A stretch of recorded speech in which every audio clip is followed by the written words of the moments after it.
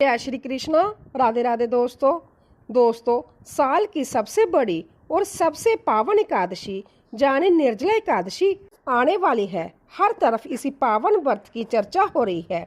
कोई दान पुण्य की तैयारी में जुटा है, कोई विशेष पूजा अर्चना की योजना बना रहा है, तो कोई बिना पानी पिए इस कठिन व्रत को करने का दृढ़ संकल्प ले रहा है।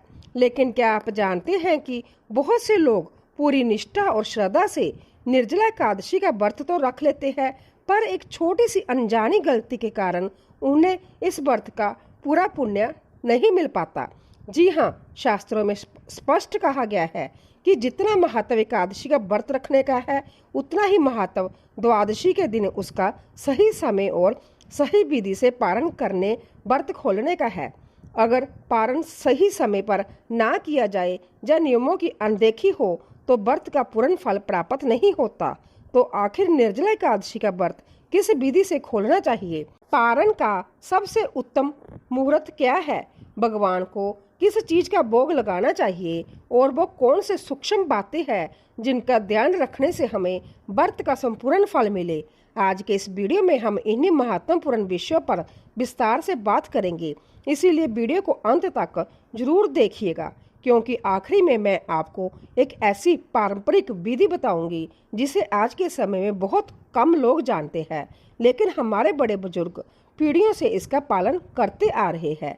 तो चलिए पूरे आनंद के साथ एक दिव्य जयकारा लगाते हैं। बोलो लक्ष्मी नारायण भगवान की जय, एकादशी माता की जय।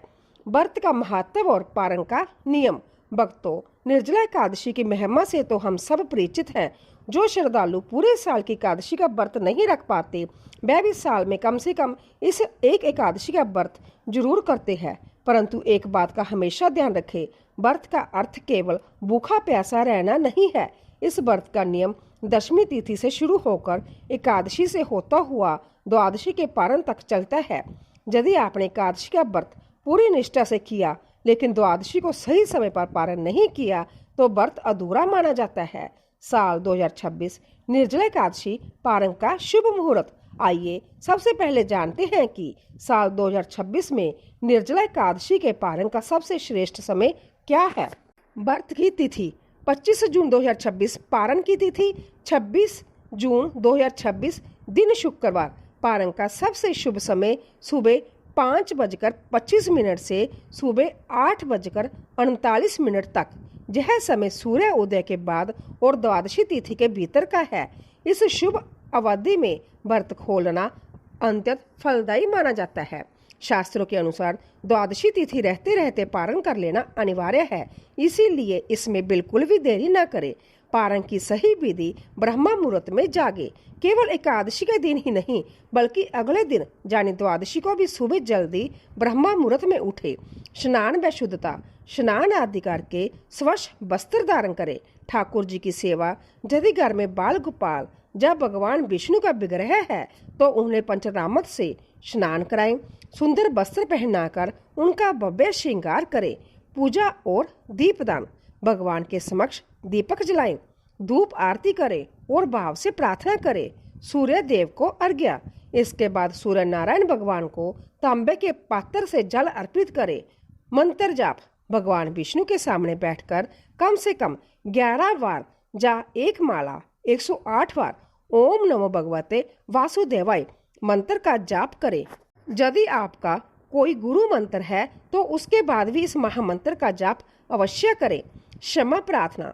पूजा के अंत में हाथ जोड़कर प्रभु से कहे, हे हरि, इस कठिन व्रत के दौरान मुझसे जाने अनजाने जो भी भूल चूक हुई हो उसके लिए मुझे क्षमा करें। आपकी कृपा से ही यह व्रत पूर्ण हुआ है। इसे स्वीकार कर मुझे अपने चरणों में स्थान दे। वर्षों पुरानी पारंपरिक विधि। अब बात करते हैं उस पारंपरिक विधि की जिसका जिक्र मैंने शुरुआत में किया था। हमारे बुजुर्गों के अनुसार व्रत खोलने से पहले 7 साबुत भुने हुए काले चने लिए जाते हैं, फिर उन्हें बीच से तोड़कर 14 भाग कर लिया जाता है। इन चनों को दाहिने हाथ में लेकर भगवान श्री हरि का ध्यान करते हुए प्रार्थना करें, हे प्रभु, इस व्रत के पुण्य प्रभाव से मेरे 7 जन्मों के समस्त पाप नष्ट हो जाएं और मुझे आपकी अविरल भक्ति प्राप्त हो।